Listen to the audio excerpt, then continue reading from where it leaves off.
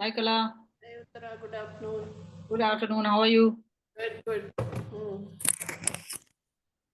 I'm not able to remove the recording. Anuj is not there today. Oh, but remove the recording. Just a minute. I've gone off, I think.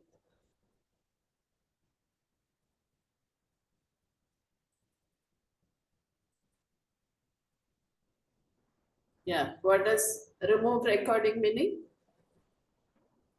No, it is recording. This recording has started. Okay, okay. Hmm.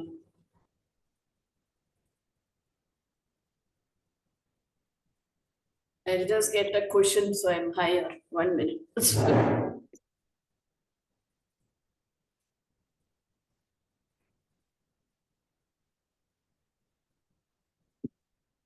Hari Om, Gauri and Prashanti.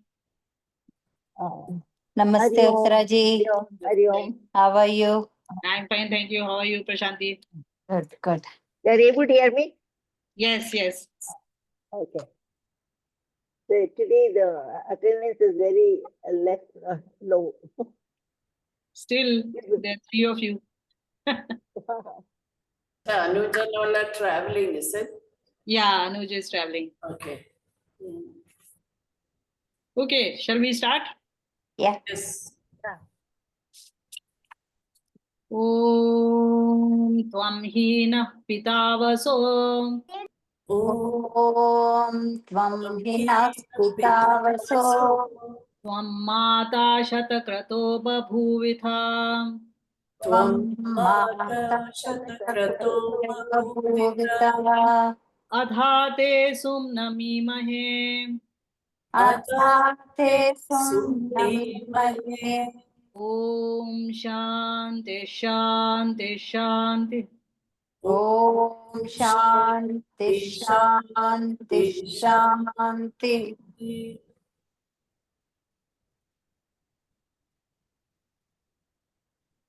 Okay, so any questions from last time?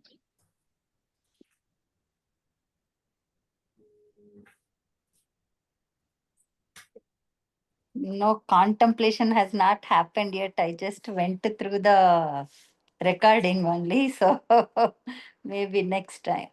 Yeah, yeah. Okay, so what are the entities that inhabit this world?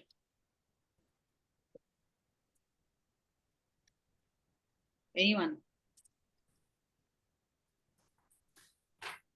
Prakriti, Atma, Paramatma. Right. So are these which one of these is eternal, which is not eternal? Paramatma. All three are eternal. All three are eternal. Correct. Correct. Okay. Kala, you wanted to say something else? No. I said something wrong, so I don't want to say it. Yeah. But is it clear to you that all three are eternal? Yeah. Okay. So Prakriti is amorphous, souls are many, and God is one. One. Yes. Okay. Uttara, sorry, in this about the 1 minute, Kala. I think Gauri is saying something. Gauri, Okay. you have to come closer to your mic. Yeah, everything is within Brahman, no? Why then separation will be there? Everything is within Brahman. The Prakriti is also and the soul is also within that. So when you add sugar to water, is the sugar inside the water or no? It is there, but the thing is, it is merged with that. It In is? the water itself, it is merged and you cannot separate it now. Why can't you separate it? You can actually heat the water and you can remove it and the sugar will be left behind. No, but the sugar is already dissolved in that. Correct, but the sugar will not evaporate with the water. Right. So you mean that soul will be there separately? Sorry? Your voice is very low, Okay, Gauri. let me try. Okay, just I'll come back. Okay. Kala, you continue till then. No. If the verse about the two birds, right? Mm-hmm. So the one who is eating the fruits is the Jivatma, Right. and the one who is observing is the Paramatma, right? Correct. Correct. Okay. Yeah, I just wanted to make confirm that. Yeah. Yeah. Why it is like that? Is it clear to you? Yeah, because the Paramatma has given all matter and the universe for the Jivatma to finish enjoying and then realize, right? Is that clear? Huh. No, he never consumes. Yeah. Yeah, That no, is he the doesn't consume, but he has given us the universe and the matter to enjoy and go through, and then that is true. We are looking at the bird that is sitting and watching. yeah, So, what is the meaning of that metaphor of watching the jivatma eat? So the Paramatma kabhi bhog nahi karta hai. Only Jivatma is the one which is yeah, consuming things. Or Right. Exactly. That is why it is the watching bird, and the one that is eating the fruits is the jivatma, which is consuming the fruit. yeah. Okay. Okay, Gauri, we will continue.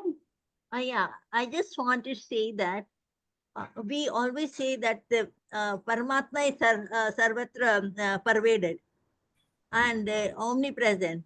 So where is the question of our Atma? Atma is also within that Paramatma.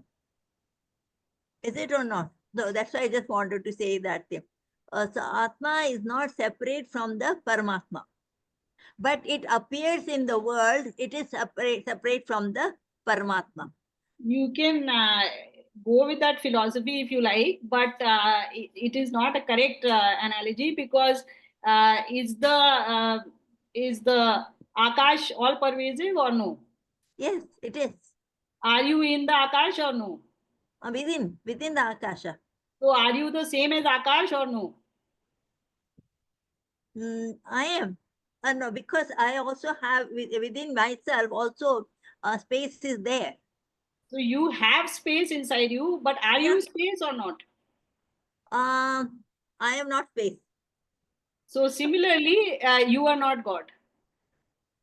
Uh, Think no, over it. but the thing is, previous one it says, Dhanush and Ban Tadrisham one has to be there.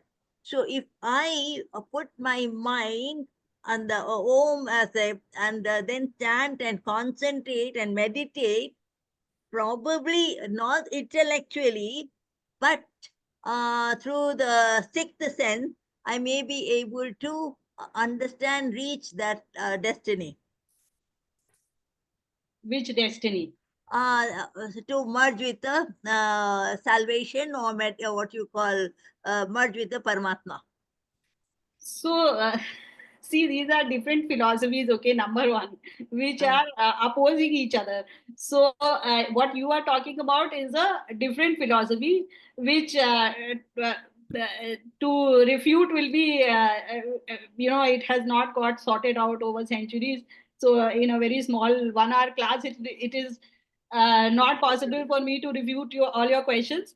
But let me just ask you one question in return, which is typically what the Vedantis say, that initially there is one God, and then he kind of splits into two parts. One is Ishwar, and one is what is that other part? I'm not very sure. Shiva. That second part further splits into two parts, that is Shiva and Shakti. And this he does because he wants to do bhoga. He decides that what is the point in my living alone? I have to have some fun. So let me split myself and cover myself with some avidya. And so he splits himself into Shiva and Shakti, and then he is able to, live a marital life, Yeah. etc., etc. And then subsequently the world starts. I don't know from where, but it does start. And Similarly, other creatures who have less knowledge, who are not sarvajna, who are not omnipresent, omnipotent, omniscient, they continue down in that line, and then one day the world ends and they all go and merge into Brahm, I think. And otherwise, they can sit in meditation and merge with Brahma by achieving moksha. Now the question arises that when God was omniscient, when he knew everything, he decided to create a version of himself which was covered with avidya. What this avidya was and why it was a separate item, why he had to cover himself with it, that is a separate question. You can ponder over that as well. But he decided to cover himself with avidya in a portion of himself. Now, if he, as an omniscient being, decided to cover himself as with avidya, then why, as a person who knows less, should you try to remove that avidya? It was given to you to enjoy this world. So go ahead and enjoy this world. Why are you even trying for moksha? This you were created to enjoy by that omniscient Lord. Now don't try and go and merge back with him. He wanted you to be separate so that you could enjoy. Anyway, so that is all I'm going to say on this subject. And the Charvak was the one, the best one, who said enjoy the life.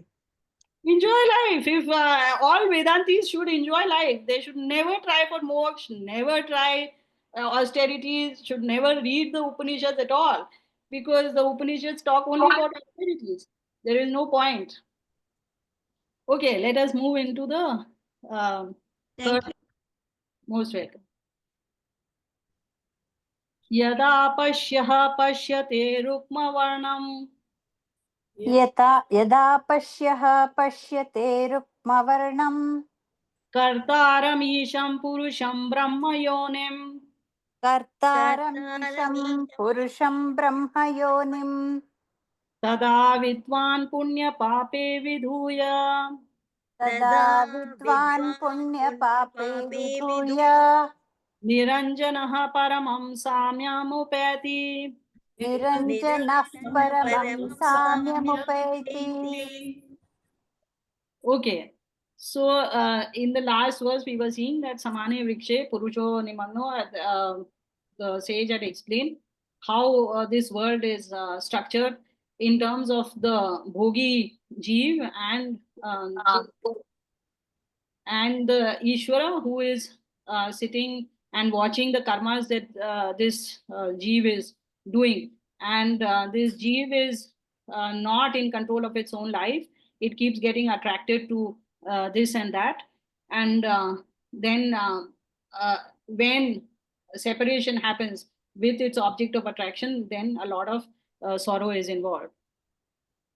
So then we saw that the jeev finally, when it realizes that the way out for that sorrow is to find that Lord, he sits in meditation and then discovers this Lord, and looking at his glory, he becomes Vita Shoka. That means devoid of sorrow. All his sorrow goes away. So that part is now being told in greater detail over here in this verse. So it says that yada pashyaha pashyate rukma varnam. When the person who is looking, the seer, sees this rukma varnam, this golden colored object, kartaram, the one that has created this universe, isham, the one who lords over it, who determines what happens where, purusham. See, now Purusham, we had seen that Purusham was used for the soul earlier. Now Purusham is being used for Paramatma. So this Purusham, that means this being that resides in this Brahman, the universe. For the Atma, when we say Purush, that means the being that resides in this body. Brahma Yonim, the one who is the Nimitta Karan, the motivational, the effective cause of this universe. tada vidwan punya pape vidhuya. So when the seer sees God who is like this, then that vidwan, he separates himself from punya and papa. He sheds punya and papa. Niranjanaha, he becomes without a blemish, flawless. Paramam samyam upeti, and he attains ultimate equanimity. This equanimity you might have read about in Gita also. Gita spends a lot of time explaining this samyam. I will just go over one verse with you regarding that. But before that, let us just finish with this verse. So once we have seen God, and God now is being described how you will see God when you actually in your meditations you come across him. Number one, he is Rukma Varnam. You will see him as something with a golden glow.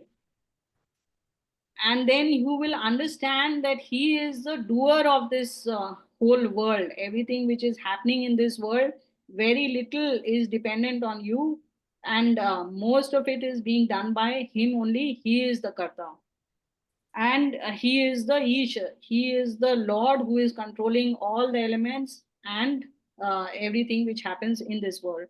He is the one who resides in everything, who is omnipresent, and he is the cause of this universe. So kind of everything around you, you start understanding what it is. It all becomes transparent to you, and you know why, what is happening, and who is behind all this. And this feeling that you have that I am so great and I am doing this and I have done that, that starts slipping away.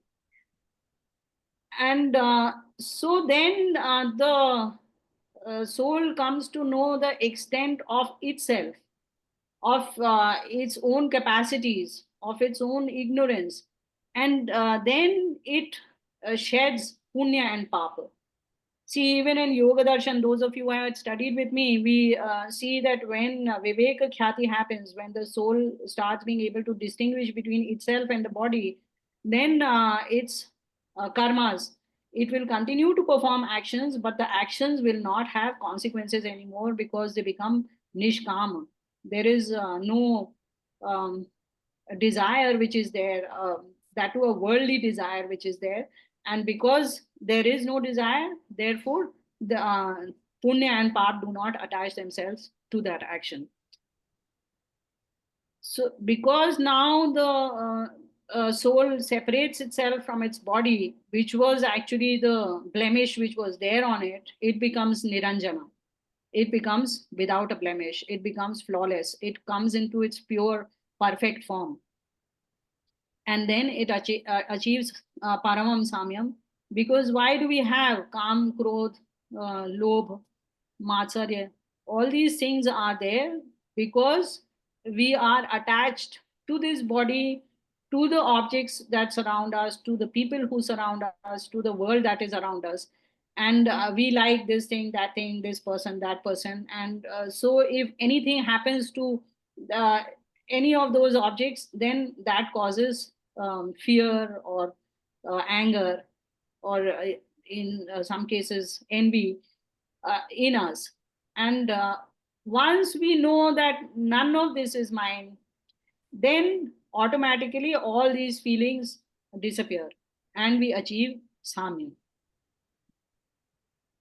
So I would like to also share one this thing with you. Just give me a moment, please. Gita's one shlok I wanted to share with you.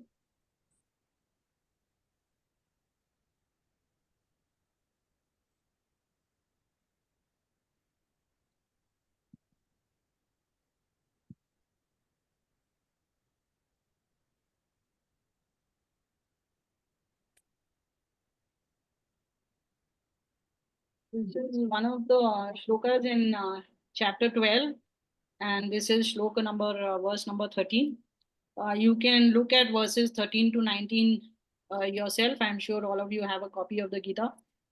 So this says, Adveshta sarva bhutanam, maitraha karuna evacha, niramamo nirahankaraha, sama dukha sukha, kshami.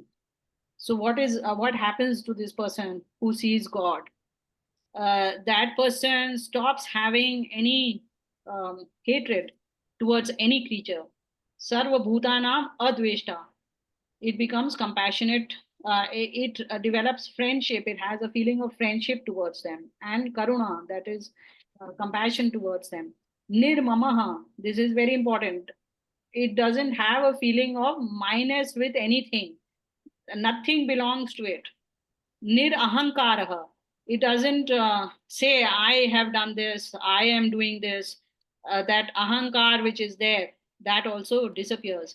Sama dukha sukha, it becomes equal in dukha and sukha. It starts seeing it as something which happens to worldly items and does not involve it. Kshami, it forgives people for what they do against it or against something which it likes. So this is how Bhagavad Gita has portrayed a person who has become um, um, a seer, a person who has seen God.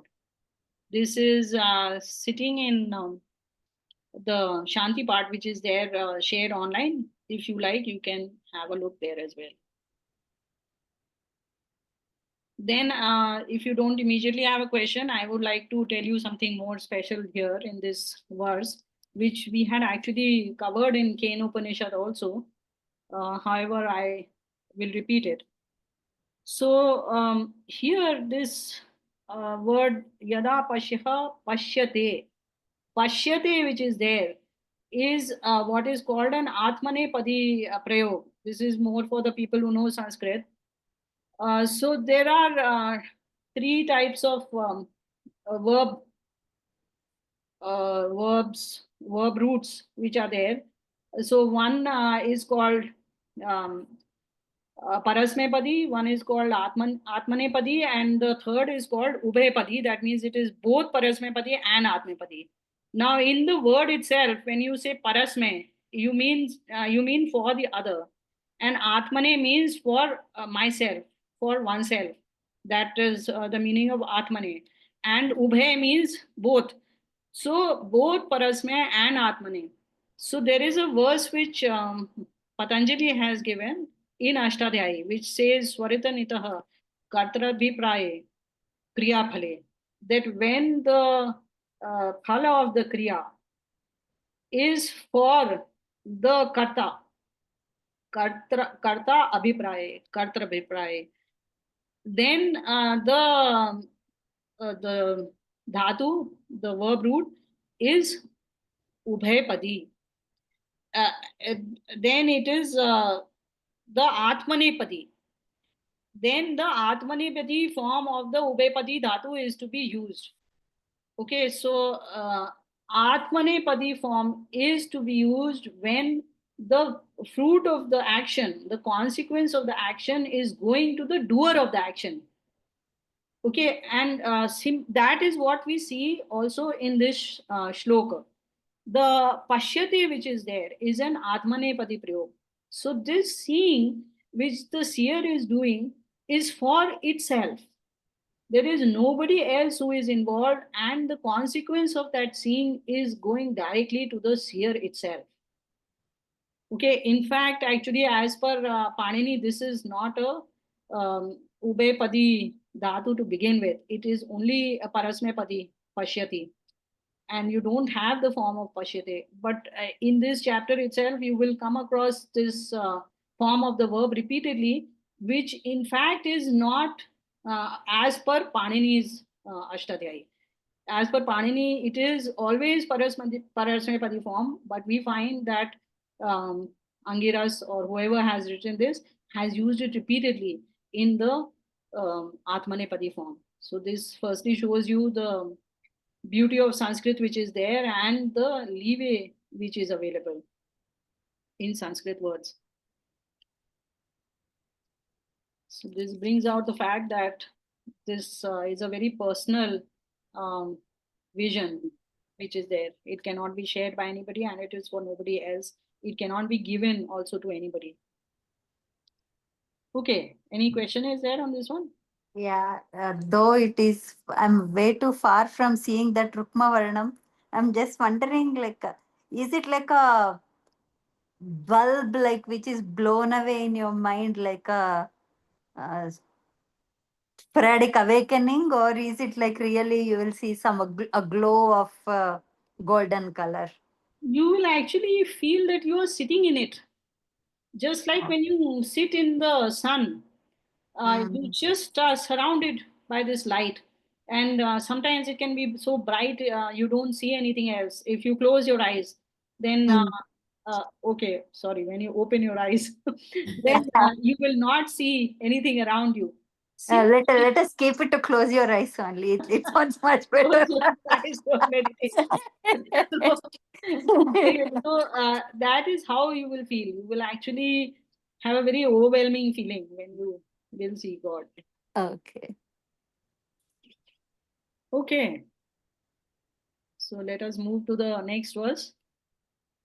Prano hyesha yah प्राणो ये ह्येषयः sarvabhutar vibhati सर्वभूतैर्विभाति vijanan vidwan विजानन् विद्वान् bhavate nativadi भवते नातिवादी Adi atmakrida Atmakida आत्मक्रीड atmaratih kriyavan आत्मरतिक्रियावान् Atmaratiyavan एष ब्रह्म विदां वरिष्ठः. एष Esha ब्रह्मविदां Brahmavidam वरिष्ठः. Varishtaha. Okay, so now we describe the state of this person once he has seen. We saw the consequence that his deeds will become nishkam and he will achieve equanimity. And we now find what else happens to this person. Prano hi esha yah sarvabhutayar vibhati. So this Vidwan Vijanan, he comes to know that everything which is shining in these objects of the universe, they are actually that prana only, that life force, that God only is shining through all these objects, is shining in all these objects. Knowing this, the Vidwan, the one who has come to know this, he becomes, he loses his ativadiness. He stops saying nirahankara. He becomes, he is not, then he will not say, I have done this, I did that. That feeling of having done some great deeds in this world and made a difference to this world and some other person and done this dan and done this paropkar, all that feeling will go away when this person will realize who it is actually who is ensuring that that deed happens. So he becomes bhavate na ativadi. So here also bhavate you can see it's actually not Paninian form. The Paninian form is bhavati, but this is for itself. He becomes Atma Krida. He now starts sporting in himself. Here the Atma can be interpreted in both ways, either his own soul or in God. So he starts sporting in his own soul or in God. Atmaratihi. He starts enjoying his own company or God's company. Kriyavan. He is, he continues to perform action, but they are no longer karma. They are only kriya. It is only an action which is performed, but it has no consequence attached to it. And he becomes among the people who know Brahma, he becomes the greatest. Because there are many people who can read out this description to you. You can read it out, I can read it out. This description is common knowledge, but the one who has seen it is something else, and he is considered the greatest of all these, which of course it has to be. So that person, see over here, this is the basis for when I tell you that a person who has really seen God will never be very happy interacting with other people. This person becomes actually internally driven. It will be a big problem for him to interact with other people, and always he wants to sit with his own soul and with God, because that sensation, that experience is so different from this world that he doesn't want to be actually pulled out of that sensation. So that is why the people whom you see around you and who say that they are God men, that is how they are different.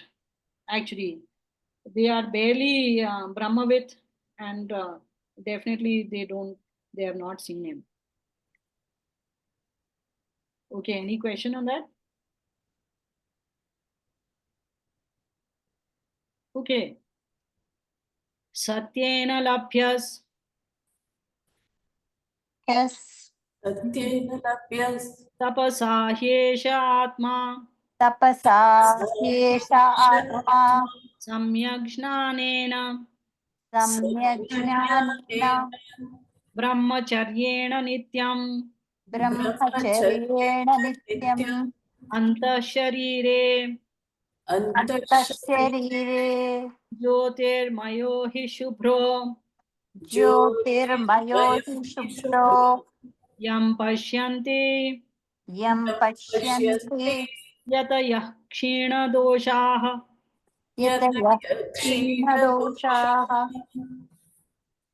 So, Satyena, now the Rishi gives us some ways to achieve that state. Satyena labhyas, he is attained by truth. Tapasa, he esha atma, and by austerities. Austerities are not self-inflicted austerities, but the world gives us enough problems. When we are able to face those problems with equanimity, then that is called tapas.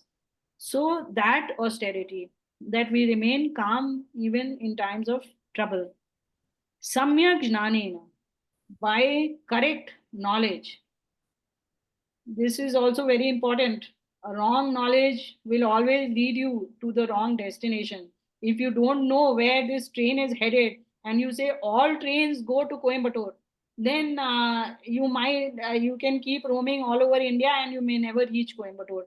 So it is a good idea to have to figure out, see the board and see, is this going to Coimbatore or not, and then only get onto the train.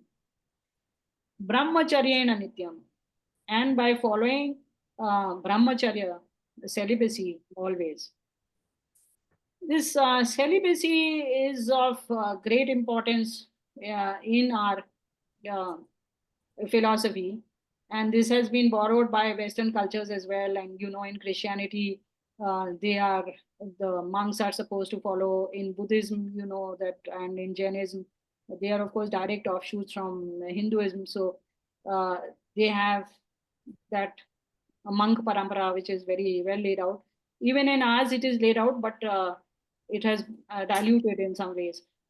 So this chastity or celibacy is given a lot of importance because that is the highest bhog.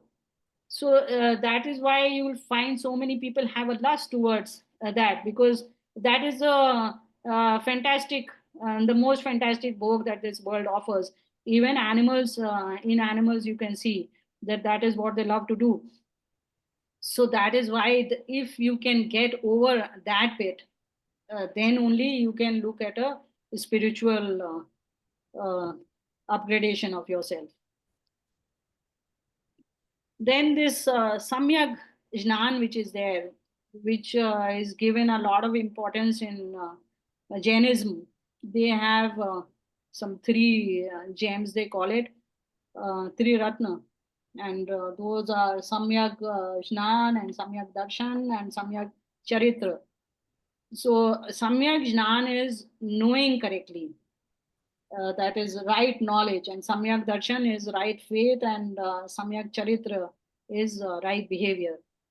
So they have categorized it and they follow it very diligently.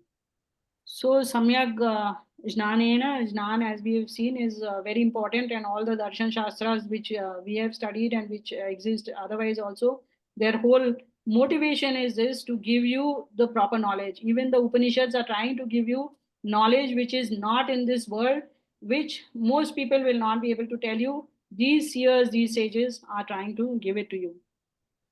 Antah Sharire, Jyotirmayo hi Shubro.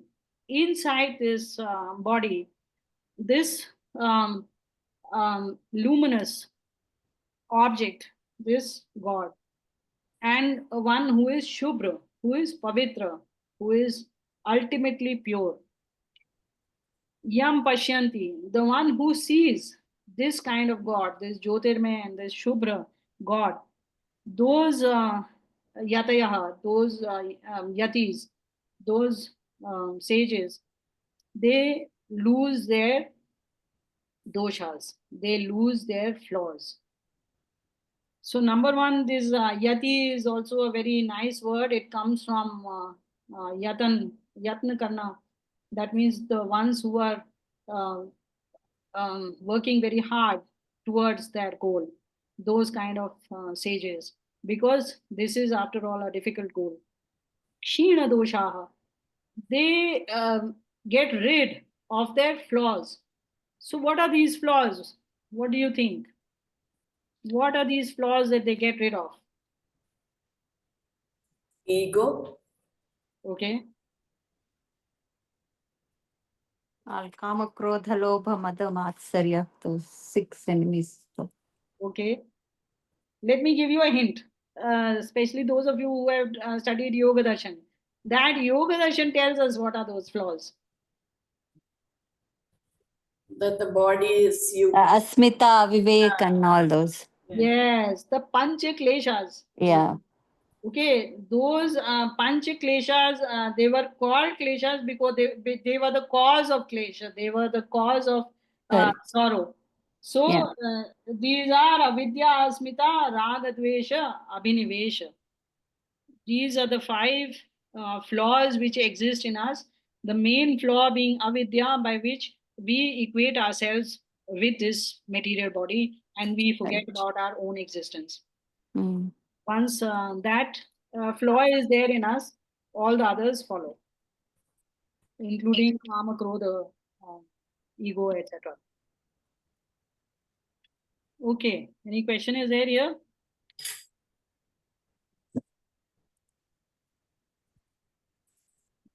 So tapasa, you said it is about About maintaining equanimity in life's travesties and life's troubles. okay. I was more under the impression of tapasa is like what you said about the yatna karna towards, tap karna for the Paramatma. Yes, that is the meaning which is there in Hindi now. But in the original Sanskrit, and as we are seeing in all these texts, tapas is used more for being able to handle sukha dukha with equanimity. Okay.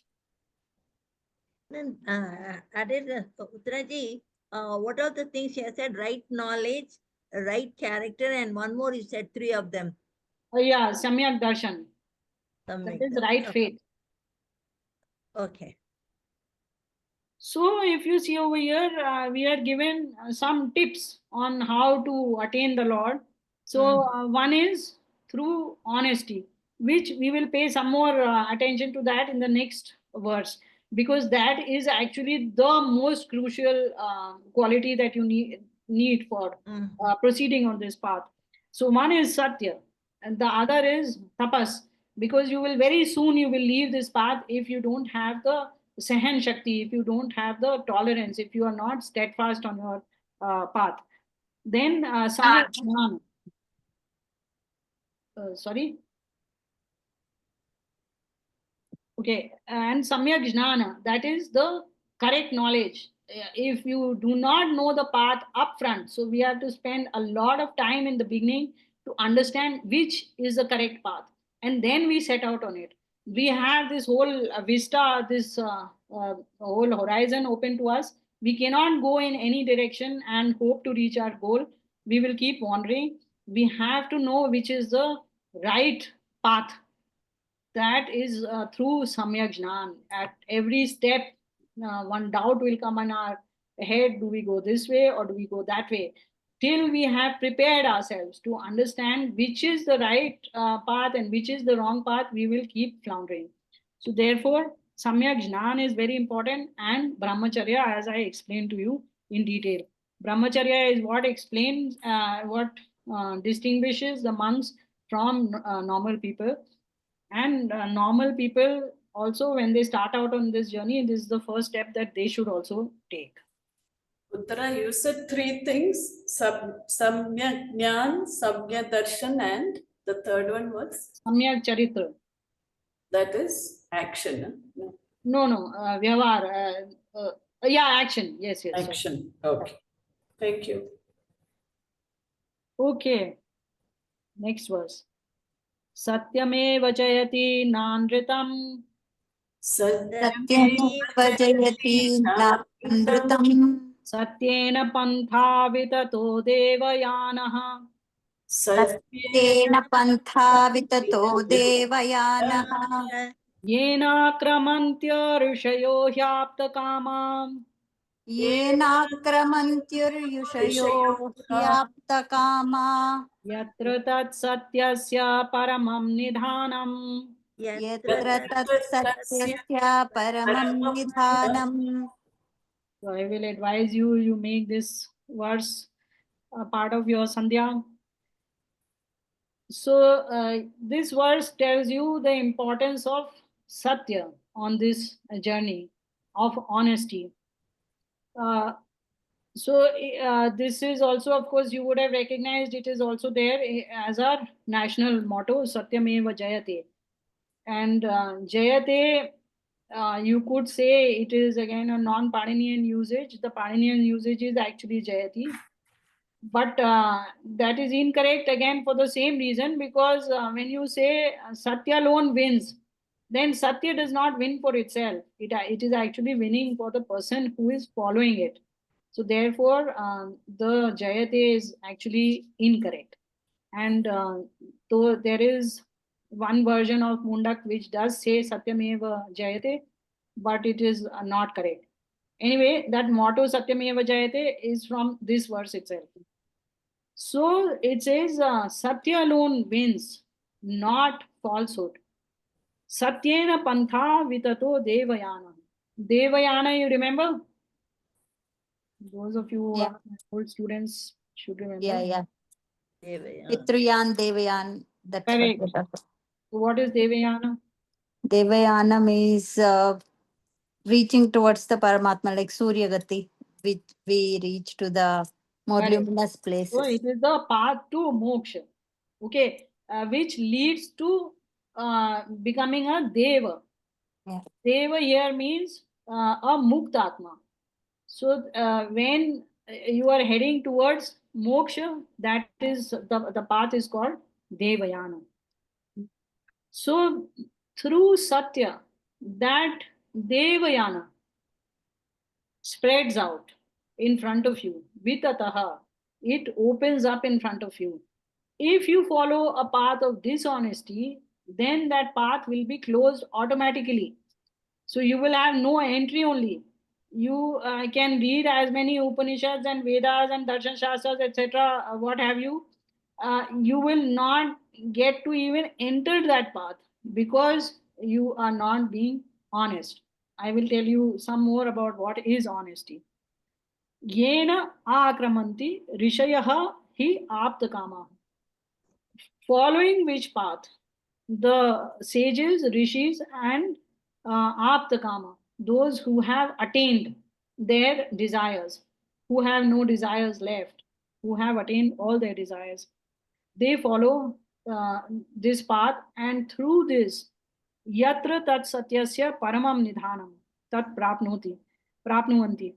So through this, they go there where the the huge repository, the ultimate repository of Satya is there. That is God Himself, Paramatma. Correct.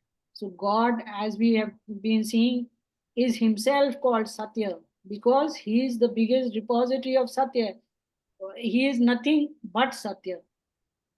So Satya, by itself, the word itself means that which exists. So from there, we derive the other meanings which say that whatever is exists, whatever is, that is what you say, think, speak, uh, um, perform. So everything which you do based on knowledge is what is Satya. So this implies, of course, that your knowledge is correct. You know what exists. And then when that which you know is what you speak or you do or think or act as per, then that is the Satya behavior. It is the correct way of performing things. If you do against what you know, then that is unwritten.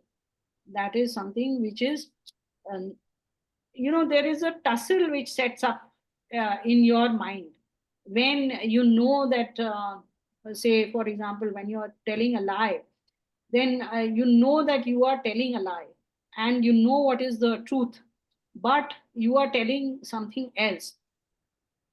Inside your mind there is a fight, a struggle which is going on, because the mind by its very nature actually wants to say the correct thing, but you with your superior power, you are able to force it down and you say no, no, don't tell the truth. At this point you have to tell the falsehood. And that struggle which happens inside you is actually detrimental to the soul itself, and that is what closes off this Devayan. If you have to reach this path to moksha, why should the path to moksha open up just for the honest? Because you tell lies or you perform acts which are false because you are actually have done or are planning to do something which is bad, which is a sin, and to cover it up you have to do this wrong acts. So always there is a underlying thread, that is that you want to perform a sin. So therefore when you uh, act always as per your soul, you always do the correct thing, you will never need to act otherwise, and you will always perform the path to Satya. And that is what is required of a sage. Only when a soul is has enough guts, I should say, because following the path of Satya is not an easy one either. So when you have enough guts to be able to hold on to what you know is correct and you perform accordingly, then only you are admitted to God's kingdom.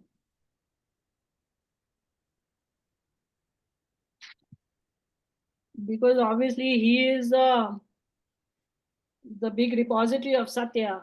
How can he accept somebody who is into falsehood? Okay, let us do one more.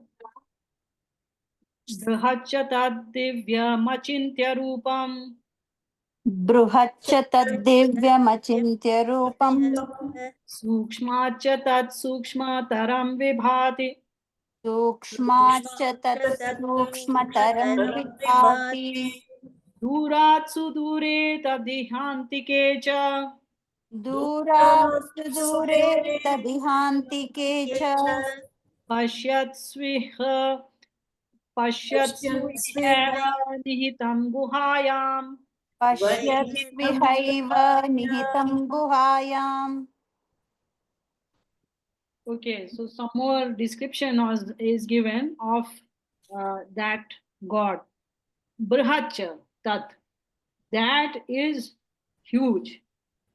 It is so large that even when you start seeing him, you will not see an end to him. Divyam. He is divine. He has divine qualities, plus he is uh, luminous. Achintya Rupam. It is a form which cannot be thought of. That is why all these, even the Upanishads, fall short of telling you what he's like. All they can tell you, he is light, because he has no form which can be described, which can be thought of. If you can think of it, then you can give words to it.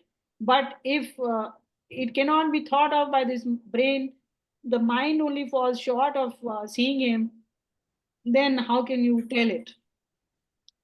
Sukshma chatat sukshmataram vibhati. He shines as the one who is subtler than the subtle. Everything we may think that the atom is subtle, the proton is subtle, some gluon is subtle, but he is subtler than that. Whatever you could think of, whatever you come across, which is the subtlest thing which you have, which you know, he will be subtler than that, including the soul. So matter is subtle, the soul is subtler, and God is subtlest. Duratsu Dure. He is the one who is further than the furthest. Tat iha antikecha. And he is here inside, close to us as well. Pashyatsu iha eva nihitam ghayam. For those who see him, he is located here in our soul itself. Nihitam Guayam, as I told you, you will keep coming across these two words in spiritual context, because that Guha is the cave of the soul. It is only when you contract yourself into yourself that you will see God. Till the time that you are hooked onto your brain, to your mind, you are either with the world or you are within yourself, even you will not see the Lord. It's only when you contract yourself into just yourself that you will start seeing the Lord. And yourself, even because we are not seeing even ourselves. So this also this verse brings out the contradictions which exist in God, and we will see some more as we proceed in Mundak itself. That he is the furthest and he is the closest. He is further than the furthest, he is closer than the closest. These are the things which are, the contradictions inside him. He is the largest, he is the smallest, etc., etc. There is no end to the contradictions which exist in God. He is that kind of a strange creature. Okay. Any question on this one? No, just Dvasuparna and even this verse, and then Nabhai, Ratanabhaiva. Most of these have come in many Upanishad, like in Correct. Dvasuparna has come in Shweta, if I am not wrong. Yeah. I put it in the commentary as well. Oh, you did. Saparna and Samana Vriksha. Yeah. Both have come in Shweta. Right. And this one, Taddure, Tadantike, I'm not remembering from which Upanishad. It is in Ishavasya Upanishad. It's Tavasya Upanishad, yeah. So Yeah. it's Tad Dure Tadantike. yeah. Yeah. So these things, yes, they are there in a lot of Upanishads and in the Vedas itself. In Yeah. fact, these Upanishads, as you can make out that they are inspired from the Vedas. Mm. Okay, I think we have time to do one more. Mm. Na chakshusha griyate napi vacha न चक्षुषा गृह्यते नापि वाचा नान्यैर्देवैस्तपसा कर्मणा वा नान्यदेवैस्तपसा कर्मणा वा ज्ञानप्रसादेन विशुद्धसत्त्वस् ज्ञानप्रसादेन विशुद्धसत्त्वस् ततस्तु तं पश्यते निष्कलं ध्यायमानः. ततस्तु तं पश्यते निष्कलं ध्यायमानः. So now Angiras gives us the opposite tips. What does it? How can he not be achieved? So he tells us that he cannot be seen by the eyes. The eyes cannot reach him, cannot capture him. Na api vacha, nor can speech. Na anyar deva. Here deva means senses, because they are also divine, because they also have information, they collect information and are able to process it. That is why they are also divine and are called deva. So nor by any other sense, nor can any of the other senses. So here see Chakshu is part of Jnanendriya, so it is representative of all Jnanendriyas, and Vak is part of your Karmendriya.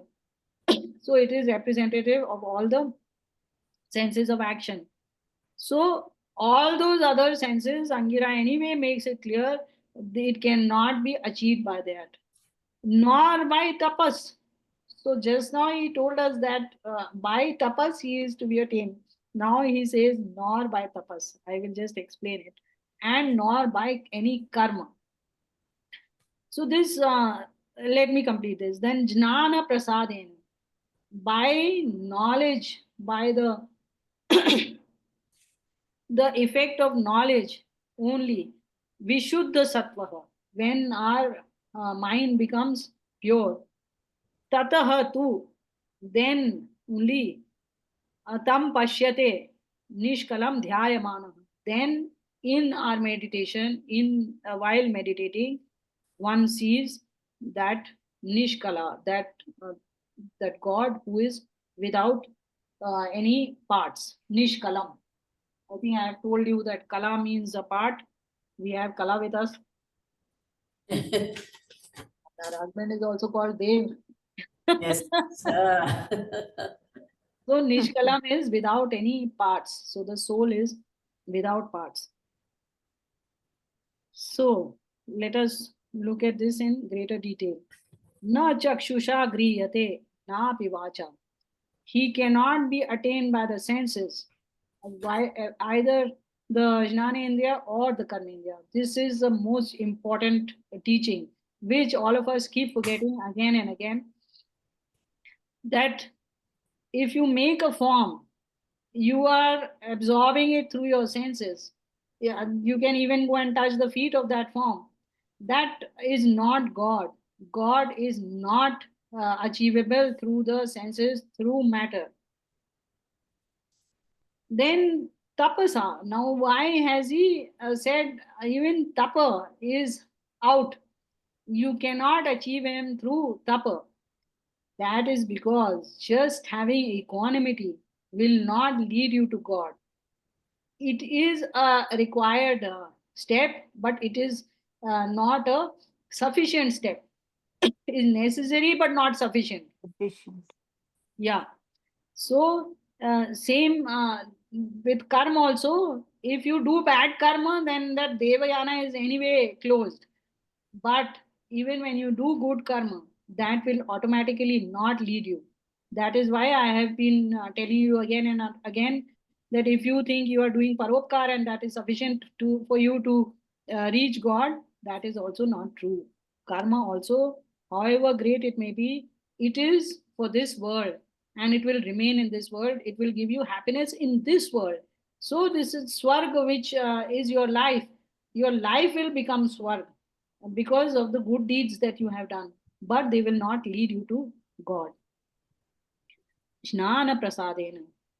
Only when you come to know that you are different from this body, that's jnana. This is now not that samyak jnana, which was actually something you can say almost textbookish, something like what we are studying right now. Not that jnana, but the jnana which is attained through dhyana, through upasana. So, in that upasana, that Vishuddha Sattva, Sattva here means buddhi. So the buddhi, which is the closest association of the soul with matter, once we start kind of purifying ourselves from our outer side to the inside. So brahmacharya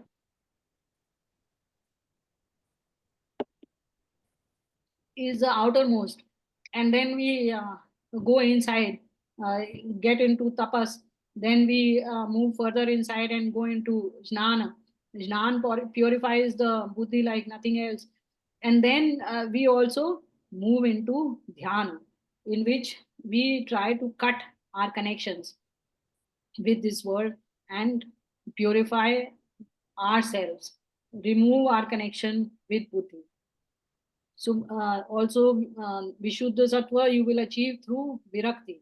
So having feeling of renunciation towards everything, not being attached to anything too much. For us worldly people, I can only say reduce your attachments. But as you proceed on this path, you have to cut your attachments as far as possible. Again, you can see there is Pashyate here, which is for Atmanepad, which is for the yogi himself while performing dhyana sees this uh, avayavi, which is without any avyavas, nishkalam. Okay, any question is there? And Nishkalam, what is the meaning of Nishkalam? So kala means a part. So nishkalam means without parts. Parts. It is a single entity. You cannot cut it anywhere. You cannot segregate it into this is his eye, this is his leg, this is his arm, this is his head. Everywhere he is ekaras and inseparable. You cannot separate parts of him. So while tapas and the satkarma, I won't say nishkam karma yet, satkarma does not take you, does not make you realize God. Will that not be the foundation first to have a pure mind to sit in dhyan and to be able Yes, to yes, function? yes, yes. That is what I meant by saying it is necessary. So Okay. it is necessary, but not sufficient. Yeah. These Yeah. are the means, but not the sufficient enough to take us Yeah. to the goal. Yeah, yeah. So if you perform all that tapa and karma and so on, and you don't perform upasana, then you cannot achieve him. Correct. The final means is dhyana. Dhyan. Yeah. Right. If there is somebody who is a paragon of virtue, but does not perform dhyana, never sits in meditation, then there is no hope of ever seeing God or his or her own soul. Correct. Correct. Correct? Okay. Any other question is there? Nice class today. Okay. Let us do our Shanti Pat. Om Yate Rudra Shiva Tanur Oh, Yate Rudra Shiva Aghora Papa Kashini Aghora Papa Dayanastanva Shantamaya Dayanasandva Girishanta Bhichakashihi Girishanta Om Shanti Shanti Shanti. Om Shanti Shanti Shanti.